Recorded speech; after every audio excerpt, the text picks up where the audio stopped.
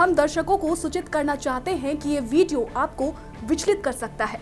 हमारा मकसद किसी की भावनाओं को ठेस पहुंचाना या आहत करना नहीं है। हम सिर्फ आप तक खबर पहुंचाना चाहते हैं। वीडियो के कंटेंट का हम समर्थन नहीं करते।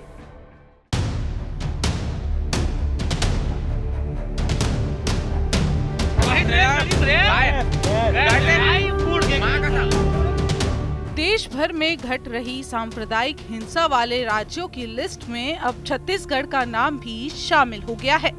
एक तरफ बीजेपी छत्तीसगढ़ को मिनी पाकिस्तान बता रही है, तो वहीं दूसरी तरफ सीएम भूपेश बघेल ने बीजेपी पर निशाना साधते हुए बड़ा सवाल पूछ लिया है। मुख्यमंत्री ने कहा कि बीजेपी नेताओं की बेटियां मुसलमान से शादी करे तो वो लव होता है, अगर कोई और करे तो वो जिहाद। उन्होंने क्या कुछ कहा, सुनिए। और लव जिहाद की बात करते हैं। भारतीय जनता पार्टी के बड़े नेताओं की बात करें तो सबके बेटी किसके साथ शादी किए हैं? मुसलमानों से। वो लव जिहाद नहीं है। छत्तीसगढ़ के सबसे बड़े नेता की बेटी पता नहीं कहाँ है, उनसे पूछो भला। वो लव जिहाद नहीं है। इनकी बेटियां करे तो लव और दूसरे करे जिहाद। वहां क्यों नहीं कर रहे हैं? उनके रोकने की क्या कोशिश की? दरअसल बेमेतरा की घटना के बाद से प्रदेश में राजनीति थमने का नाम नहीं ले रही। बिरनपुर गांव में शनिवार को हुई सांप्रदायिक हिंसा में एक युवक की हत्या के बाद बीजेपी और विश्व हिंदू परिषद ने सरकार पर एक के बाद एक निशाना साधा है। भुवनेश्वर साहू की हत्या के बाद बीजेपी और कांग्रेस के बीच जुबानी जंग छिड़ गई है। विश्व हिंदू परिषद के छत्तीसगढ़ बंद के आह्वान के बाद रायपुर में बसों में तोड़फोड़ जैसी घटनाएं देखने को मिली। राज्य में बंद को सफलता तो मिली, लेकिन दूसरी ओर बेमेतरा में आगजनी जैसी घटना भी देखने को मिली। एक तरफ बेमेतरा में पुलिस और जिला प्रशासन ने धारा 144 लागू कर लोगों से शांति बनाए रखने की अपील की है, तो वहीं दूसरी तरफ बीजेपी ने कानून व्यवस्था को लेकर सरकार को घेरते हुए राज्य को मिनी पाकिस्तान बता दिया, जिसके बाद लव जिहाद और धर्मांतरण जैसे बयान भी लगातार सामने आ रहे हैं। इन्हीं सब बयानबाजियों के बीच सीएम भूपेश बघेल का एक बड़ा बयान सामने आया है। बिलासपुर दौरे के दौरान पत्रकारों से बातचीत के समय उन्होंने कहा कि ये घटना बहुत दुखद है, लेकिन बीजेपी इस मामले पर राजनीति करने से बाज नहीं आ रही। वो इस मामले पर राजनीतिक रोटी सेक रही है। मृतक परिवार के एक सदस्य को सास की नौकरी देने की बात, और तीसरा 10 लाख रुपया सहायता राशि दी जा रही है। तो वो मांग की गई और उसको हमने तुरंत घोषित कर दिया।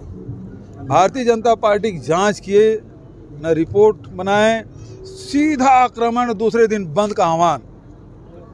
ऐसा लग रहा है छत्तीसगढ़ में पता नहीं क्या हो गया।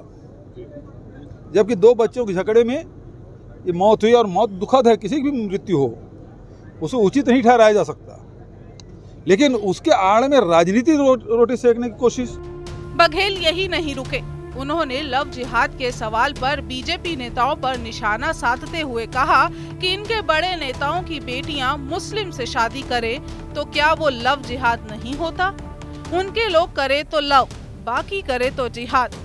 प्रदेश के सबसे बड़े बीजेपी नेता की बेटी कहां है, ये पूछना चाहिए।